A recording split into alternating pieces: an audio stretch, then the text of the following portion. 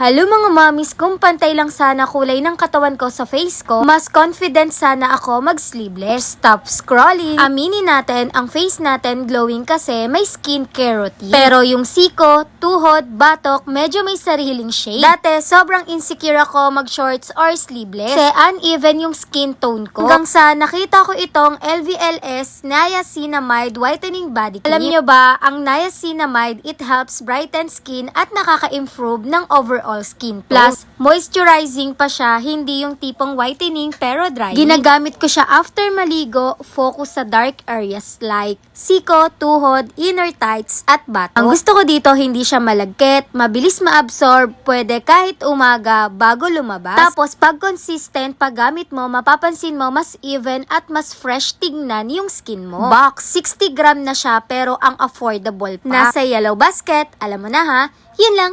Thanks for watching. Bye-bye.